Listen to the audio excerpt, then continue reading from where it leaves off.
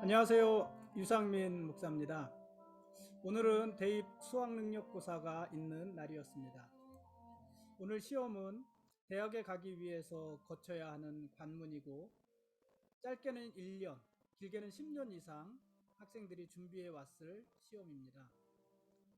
저는 수능 세대는 아니고요, 학력고사 세대입니다. 고등학교에 진학하기 위해서 연합고사를 보았고, 또 대학에 진학하기 위해서 학력고사를 보았습니다. 연합고사는 여의도 중학교에서 보았고요, 학력고사는 우신고등학교에서 보았던 것 같습니다. 연합고사를 보는 날 제 누님과 함께 시험장에를 갔는데 택시를 타려고 했습니다. 그런데 지나가던 검정색 세단이 스르르 다가와서 서더니 타라고 했습니다. 그리고 시험장까지 30분이 훨씬 넘는 거리였는데 교문 앞에까지 데려다 주고 가셨습니다. 물론 누군지 전혀 모르는 분이었습니다. 지금 생각해도요, 마음이 참 따뜻했던 분이었던 것 같습니다. 학력고사는 우신고등학교에서 보았던 것 같은데 이상하게 정확하게 기억이 나지가 않습니다. 우신중학교에서 체력장을 했던 것은 분명합니다. 어쨌든 학력고사가 끝나고 이석호, 문익환, 안근태 이런 친구들과 함께 예상 답안을 맞춰보았던 기억이 납니다. 그 후에 이석호는 한양대학교에 갔고, 문익환은 한국외국어대학교에 갔고, 또 안근태는 경기대학교에 각각 입학을 했고, 저는 신학교에 갔습니다.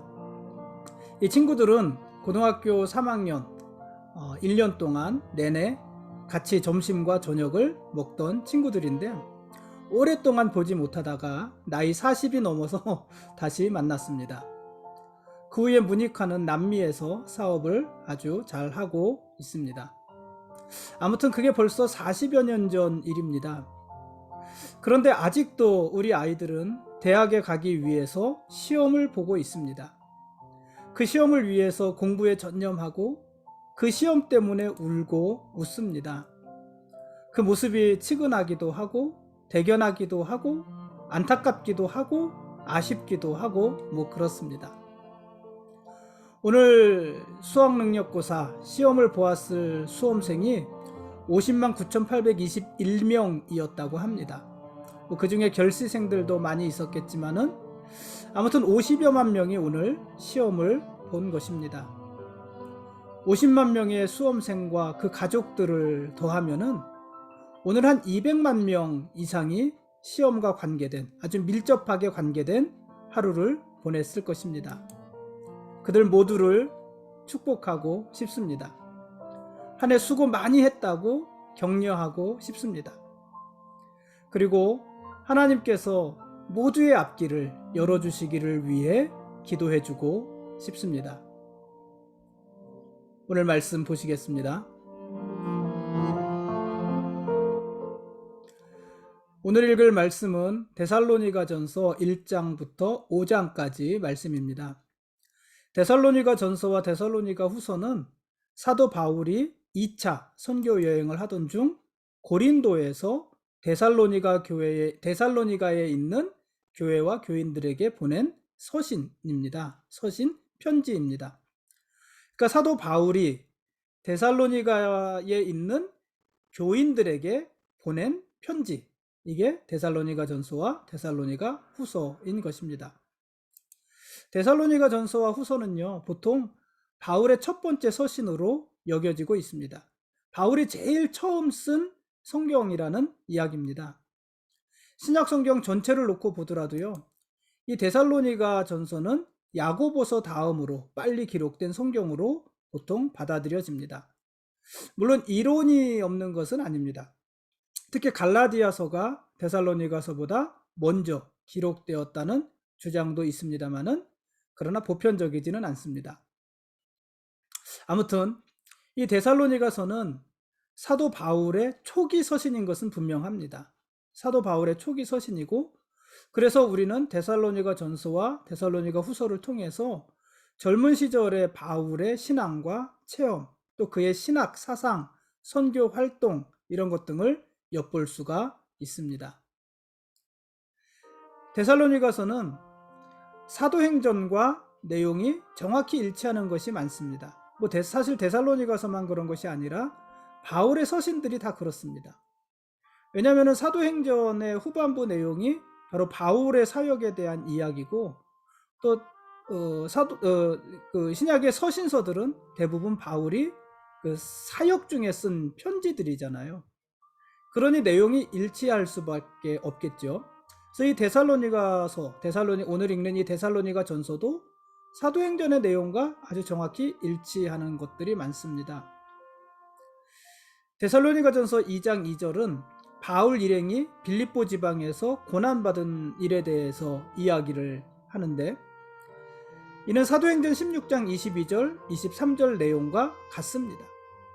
또 데살로니가 전서 3장 4절은 바울 일행이 빌립보에서뿐만 아니라 데살로니가 지역에서도 환난을 받았다고 기록을 합니다.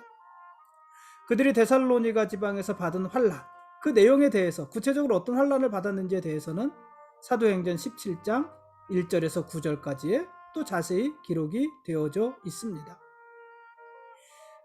2차 선교 여행을 하던 중에 바울과 실라 또 디모데 등은 베레아에서 서로 헤어졌습니다. 그리고 아덴에서 바울은 디모데를 잠시 만난 후에 디모데를 다시 데살로니가로 보냈습니다. 그리고 고린도에서 이들이 다시 재회하게 되는데, 그 내용을 데살로니가전서 3장 1절과 2절 그리고 6절에 기록하고 있고요. 사도행전에서도 17장 15절, 18장 5절 등에 동일하게 기록을 하고 있습니다. 그러니까 데살로니가서의 배경이 되는 바울의 2차 선교 여행을 기록한 그 사도행전의 부분이 서로 정확하게 내용이 일치하고 있는 것입니다. 당연하다고 봅니다. 이 데살로니가 교회는요, 바울이 개척한 교회고, 언제 개척한 교회겠어요? 2차 선교 여행 중에 개척한 교회입니다. 사도 바울은 실라, 디모데 등과 함께 빌립보를 떠나서 암비볼리와 아볼로니아를 거쳐서 데살로니가에 도착하였습니다. 이때를 보통 주후 52년에서 53년경으로 보고 있습니다. 아무튼 데살로니가 지방에 도착한 바울은 바울 선교의 원칙이 있다고 그랬죠. 전략이 있다고 그랬죠. 제일 처음 찾는 곳이 어디였다고요? 회당. 그 지역에 있는 유대인들의 회당을 찾는 것이 바울 선교의 전략이고 원칙인데, 이 데살로니가 지방에 도착해서도 바울은 그의 관례대로 그곳의 회당을 먼저 찾아갔습니다. 바울은 회당에서 유대인들을 상대로 3주간 하나님의 말씀, 성경을 강론했습니다. 데살로니가전서 2장 9절은 이때 바울 일행이 안식일에 성경을 강론할 뿐 아니라 밤낮으로 일하면서 하나님의 복음을 전했다, 이렇게 기록을 하고 있어요. 그러니까 사도행전 7장 2절에 유대인들을 상대로 3주간 동안 복음을 전한 내용, 성경을 강해한 내용을 기록을 하고 있고, 데살로니가전서 2장 9절에서는 좀 더 구체적으로 안식일에 성경을 강론하고 평일에도 밤낮으로 일하면서 복음을 전했다, 이렇게 기록을 했다는 것입니다. 무슨 일을 했을까요? 밤낮으로 복음 전하는 일도 했을 것이고, 또 바울이 데살로니가 교회 교인들에게 경제적인 부담을 주지 않기 위해서 자기의 생업, 바울에게 생업이 있었는데 그게 천막 만드는 일이었거든요. 그래서 자기의 생업인 천막 만드는 일도 밤낮으로 열심히 했다, 이것을 의미하는 기록입니다. 사도 바울이 이렇게 데살로니가 지역에서 수고하면서 복음을 전할 때 유럽 최초의 교회였던 어디요? 빌립보 교회. 빌립보 교회는 바울이 쓸 것들을 2번이나 보내기도 했습니다. 빌립보서 4장 16절이에요. 그러니까 빌립보서의 내용, 사도행전의 내용, 데살로니가서의 내용이 서로의 내용을 보완하면서 같은 기록을 하고 있는 것입니다. 바울의 복음을 듣고 바울을 따르는 자들이 생겼습니다. 그리고 그들은 이제 모일 장소가 필요했어요. 이게 교회가 세워지는 수순이잖아요. 그러니까 요즘은 교회를 세우는 것이 먼저 건물을 정하고 그리고 그곳에 사람을 모으는데, 초대교회가 세워지던 과정을 보면 먼저 하나님의 말씀을 전하고 그 말씀에 반응하는 자들이 생기고 그들과 함께 모일 장소를 구하고 그곳이 교회가 되고, 이 순서가 좀 달랐던 것 같아요. 이 데살로니가 지역에서도 바울이 복음을 전할 때 그 말씀을 듣고 호응하는 자들, 바울을 따르는 자들이 생겼는데, 그래서 사람들이 생겼으니 모일 곳이 필요했잖아요. 그래서 어디에 모였냐면은 야손이라는 사람의 집에 모여서 예배를 드리기 시작했습니다. 사도행전 17장 5절입니다. 이때 야손의 집에 모인 사람들은요, 사도행전 27장 2절에 보면은 아리스다고, 또 사도행전 20장 4절에 보면은 세군도. 그러니까 이 말씀을 여러분들 찾아보시면 알겠지만은 이들이 데살로니가에 있었던 사람들을 바울이 소개하는 거예요. 그러니까는 데살로니가 있는 교회, 야손의 집에 모일 때 아리스다고, 세군도, 이런 사람들이 같이 모였다는 것이고, 오늘 말씀에 보면은 그 외에 경건한 헬라인의 큰 무리와 적지 않은 귀부인들도 같이 모였습니다. 사도행전 17장 4절에 보면 그렇습니다. 이들은요, 대부분 이방인들이었습니다. 그리고 이들이 바로 데살로니가 교회의 초기 멤버들이었습니다. 이 중에서 특히 자기 집을 교회로 내놓았던 이 야손은요, 유대인들이 바울을 잡으려고 데살로니가 지역에서 폭동을 일으켰을 때 바울 대신 그들에게 끌려가기도 했던 사람이기도 합니다. 사도 바울은 어떤 이유에서인지 어쨌든 그 데살로니가를 떠났습니다. 데살로니가 지역을 떠나고 지금 고린도에 머무르고 있는데, 고린도에 있으면서 데살로니가에 대한 소식을 들었습니다. 데살로니가 교회의 교인들은요, 바울이 떠난 후에도 여전히 바울을 사모하고 있다. 또 그가 전한 말씀을 잘 준행하고 있다. 믿음과 사랑과 소망이 건전히 성장해서 모든 어려운 핍박 중에서도 기쁨으로 믿음을 지키고 또 다른 지방에까지 본이 되고 있다. 이런 좋은 소식을 들었어요, 바울이. 그런데 항상 좋은 소식만 있는 것은 아니죠. 데살로니가 교회에 대한 염려스러운 소식들도 물론 있었습니다. 데살로니가 교회 교인들 중에는 바울이 전한 복음의 말씀을 듣고 주의 재림이 임박했다고 단정했어요. 그리고 어떻게 생활을 했냐면, 어차피 주님 오실 거니까 아무 일도 하지 않고 지내는 자들이 있었습니다. 주님 오실 날을 기다린다는 것은 좋은데, 주님 오신다는 것을 기다리면서, 주님 오시는 날을 기다리면서 현실의 삶을 외면한 것입니다. 내려놓은 것입니다. 그런 자들이 있었습니다. 또 어떤 사람들은요, 과거의 생활을 여전히 버리지 못하고 부도덕한 생활에 빠져 있는 자들도 있었고요. 이런 여러 가지 문제들이 있었던 것입니다. 또 어떤 사람들은요, 죽은 가족 때문에 너무 비탄에 빠져 있는 그런 자들도 있었습니다. 이런 소식들을 접하면서 사도 바울은 데살로니가 교회의 교인들이 좋은 믿음을 가지고 있는 것에 대해서 감사하고, 또 한편으로는 그들의 잘못된 점을 시정하기 위해서 최초로 서신을 작성해서 데살로니가 교회 교인들에게 보낸 것입니다. 이것이 우리가 오늘 읽는 데살로니가 전서 1장에서 5장까지의 내용인 것입니다. 네, 지금까지 데살로니가 전서 1장부터 5장까지 전체적인 말씀에 대한 길라잡이였습니다. 내일 읽을 말씀은 데살로니가 후서 1장부터 3장까지 말씀입니다.